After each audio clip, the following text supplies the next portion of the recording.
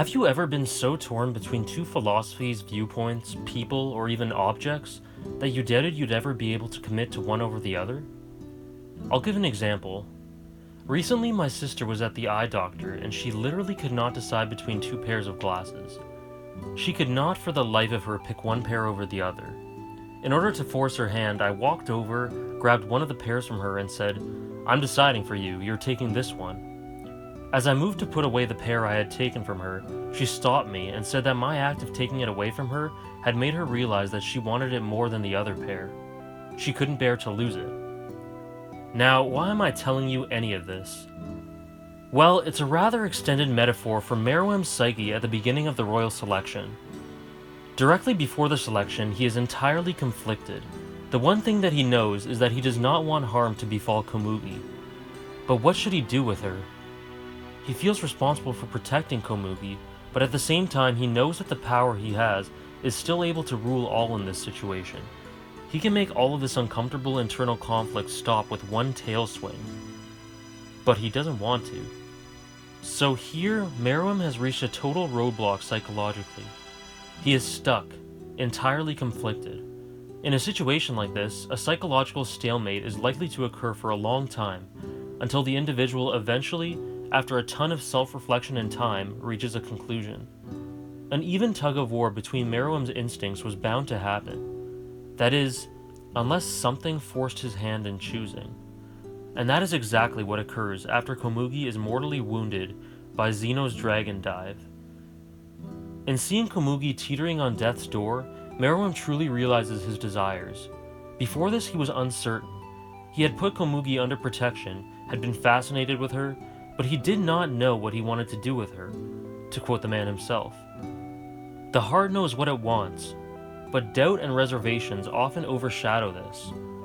Only once something precious is threatened to be taken away from us do we fully comprehend what we desire. After the possibility of losing this young woman rears its ugly head, Meruem realizes exactly what he wants to do with her. He sheds a great deal of his ant tendencies at this point, and becomes much more selfless and concerned with the well-being of a self-proclaimed weak human. Now, he has not gone completely human, as we'll explore in a bit, but regardless, in comparing his characterization at this point to earlier in his life, the contrast is there for all to see. Netero realizes this. While him and Zeno had traveled to East Gorto expecting to encounter a ruthless evil monster, they were shocked to witness the delicate and caring way in which Meruem treated Komugi. His care for the girl completely took Netero, Zeno, Pito, and probably even Meruem himself aback. However, despite this, Meruem understood the situation he was in. He knew that he had to fight Netero. It was inevitable, and he was willing to do so as long as it kept these powerful men away from Komugi, while Pito healed her. One of the most shocking moments in this arc was when Meruem walked past Netero and Zeno, who were both defenseless and vulnerable. In this instant, Meruem could have removed both of their heads in a fraction of a second, but he had tapped into his sympathetic, compassionate, and honorable humanity, and refrained from murder at this point. It's likely that he did this in order to repay the two for not attacking while he was recovering Komugi's body, which is quite unbelievable, considering the personality the Ant King had a mere 10 or so episodes prior. It is here where we arrive at one of the biggest moments of the arc in the series, not to mention my favorite battle of the series, Netero versus Meruem. While the fight itself was visually stunning, engaging, and tactical, I actually think that the internal and psychological meaning behind the combat was the highlight here. Before the true combat begins, the two men have a conversation. Meruem believes that there is no need to fight. He says that he has changed his mind regarding humans. He has agreed to let certain humans with what he deems as a true purpose and potential live. People like Komugi, people like Netero. However, he is only willing to allow a select few to remain, and intends to use tyranny to control them initially. I like this development because here Togashi incorporates a very organic change in Meruem's point of view on humans. It was a stunning shift, but it was not too sudden or unbelievable. If Meruem had suddenly decided that every human being on Earth was worth saving, it would have been out of character and jarring. Instead, we have a subtle and believable change in perspective on Meruem's part. The biggest change here is that he admits that he realizes that power is necessary to protect the weak and should be used properly. This is a remarkable change from his earlier views that power should be used for conquest. Netero notices this stunning maturity from the Ant King and reflects that he must end this quickly or else his heart may begin to sway. Here he notes that Meruem's ant and human sides are in conflict, with each having nearly equivalent sway in Meruem's psyche. But in the end, Meruem's intention to destroy the majority of humanity despite his plans to save some was the factor that steeled Netero's resolve. Therefore, he realized he could not risk any outcome other than Meruem's destruction. And so, the battle begins. Netero is constantly the aggressor in this fight. His Bodhisattva attacks Meruem constantly, and always seems to hit its mark, but Meruem does not respond. He finds this fight meaningless. It will achieve nothing. He knows his power, he knows that he could beat Netero comfortably, yet he doesn't because he respects him. Despite Netero's constant attacks, Meruem refuses to fight without reason. He exclaims that Netero will have to use words to engage him. So Netero appeals to Meruem in the only way that seems possible, by offering to tell him his name. Here he is appealing to Meruem's momentous humanity in order to get a reaction out of him. Meruem, in his growing yearning for a purpose and identity, is given an opportunity to obtain something quite dear to him. The irony is mind-numbingly striking here. Netero appeals to the humanity of the Chimera Ant King in order to initiate a fight in which Netero will try his utmost to save humanity. Unbelievably and yet predictably, Meruem agrees to fight. To try and analyze the intricacies of the fight between these two men would essentially be attempting to analyze that for which words cannot do justice for. This fight is absolutely spectacular, a visual feast of aesthetics, tactics, and pure respect. This is by far the biggest challenge either of these men have faced. It's important to note that Meruem holds no ill feelings or malice towards Netero. He simply views it as a challenge and a means to learn his name, which is extremely important to him.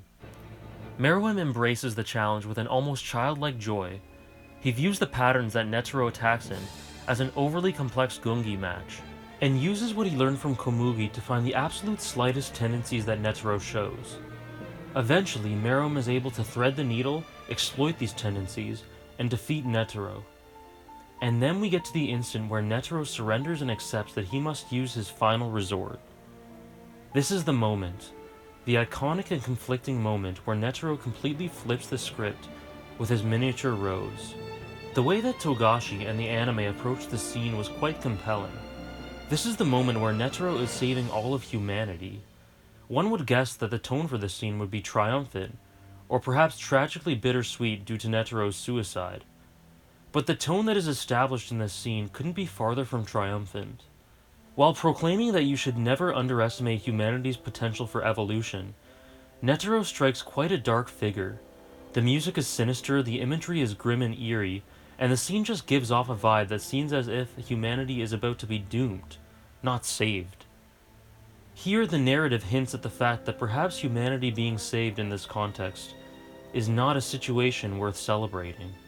One would think that in this scenario, feelings of triumph would dominate the moment that essentially seems like Meruem's death.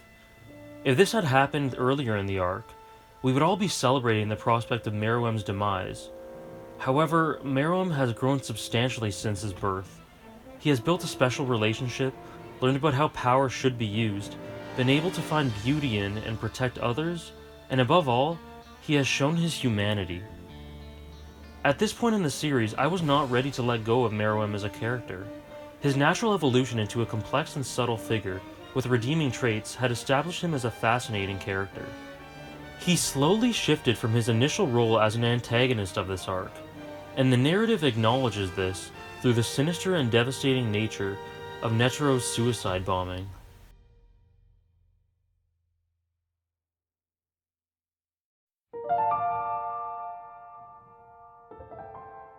As Poof and Yuppie approach the improvised volcano in the aftermath of the explosion, Hunter x Hunter achieves an absolutely remarkable atmosphere. This event was one that marked the saving of humanity, but the tone in the sequence where the two royal guards search for their king was so dark and tragic.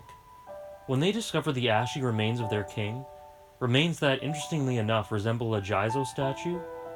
Their reaction is such a raw expression of loss and emotion that I couldn't help but sympathize with them. Not only this, but I was mourning with them. I had retained some hope that Meruem would survive as I was fascinated with his development. Hope that was restored as we see some movement in Meruem's lips. What ensues from here is a bizarre and wonderful showing of devotion from Poof and Yuppie, a holy communion of sorts that allows Meruem to be reborn. However, the king has lost the essence of his memories. He does not remember anything about himself, and we learn that he can only recover memories through visual or audio cues that remind him of past events. The most noteworthy thing about this is that through this plot device, Meruem has lost memories of Komugi, and thus he has lost the vast majority of his character growth up until this point. He has relapsed. He has reverted to his original mentality. But as time goes by post-rebirth, Meruem has this odd feeling in the back of his mind, a nagging yearn for the unknown that tells him that he has forgotten something or someone that is incredibly important. Though Poof and Yuppie try their hardest to prevent Meruem from remembering Komugi in order to keep his heart from swaying from his purpose, Meruem is relentless in his pursuit for this forgotten knowledge. He strikes enough fear in Welfin to goad him into uttering the word, whose meaning essentially dictates the purpose of Meruem's existence at this point. All of his fond memories of Komugi flood back as his memories return, and the king immediately realizes that Poof had been betraying him. He refrains from punishing the royal guard, however. After Welfin, nearly accepting death, proclaims that Gyro is the only king he'll ever serve, Meruem concludes his human development by stating that he hopes that Welfin finds him, and he hopes that Welfin can live alongside him as a human. Poof can only look on in sorrow as Meruem's human side completely takes over. The fascinating thing about the loss of Meruem's memories was that in the end, his humanity prevailed above all. Up until the point of Netero's explosion, Meruem's human side had been steadily growing. The memory loss was enough to buffer this development, but in the end, the underlying momentum of Meruem's feelings for Komugi was more than enough to refuel Meruem's humanity.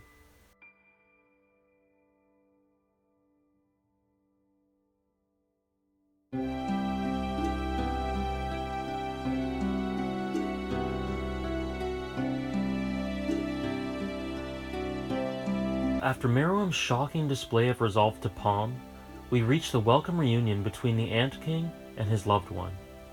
If you consider that this man used to pride himself for being all-powerful and virtually immortal, Meruem is surprisingly accepting of his mortality. Meruem knows that the poison is killing him and doesn't intend to fight against his inevitable death. He just wants to make his final moments count. So he finds Komugi to spend his final moments enjoying one last game of Gungi with her. I think an important side note of this scene is that Meruem deeply and profoundly thinks of his royal guards at this point, and ponders that he could never, ever do enough to express his gratitude for their loyalty. I found this to be a small, tragic, but heartwarming moment. He never really paid heed to his royal guards and their devotion, but in realizing what is important in life, Meruem expresses his deep thanks to Pito, Yuppie, and Poof for devoting themselves to his existence. Here, he is not afraid and he is at peace with his fate.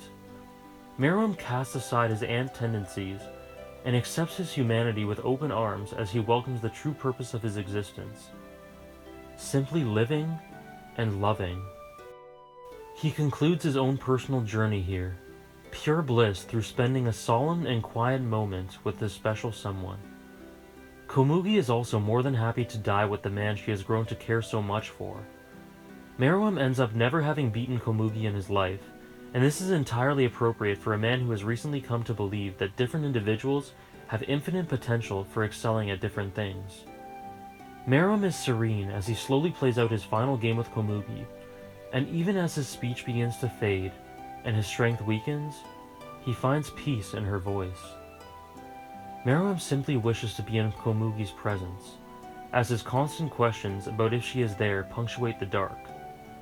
But he need not have asked these questions, for as Komugi says, she will always be there. Meruem's development is concluded as the two pass away peacefully, in each other's arms. Meruem is a character whose own personal journey contains themes that are both deeply personal and also blend in with the messages prevalent in this arc. Not only this, but he adds an element of existentialism which seamlessly fits in with Togashi's narrative, as he searches for a true purpose. As our perception of Meruem changes throughout the Chimera Ant arc, so too does our stance on the ideological battle between the humans and the ants.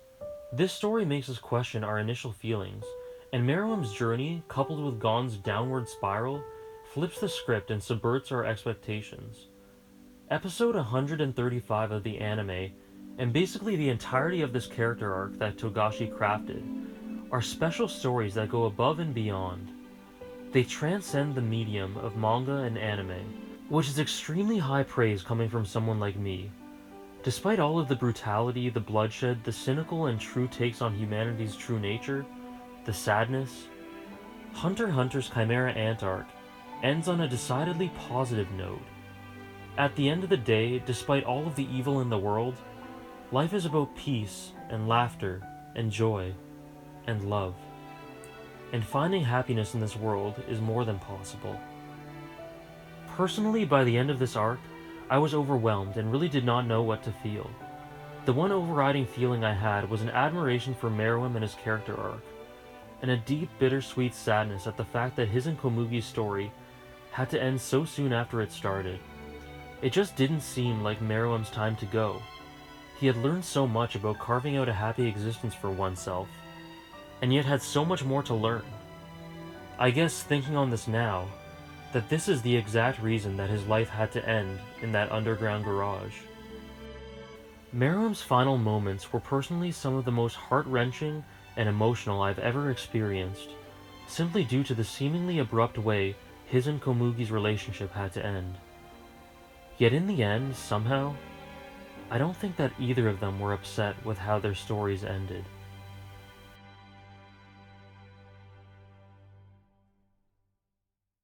Saigoni. はい。名前を呼んでくれないか。おやすみなさい。メルエム。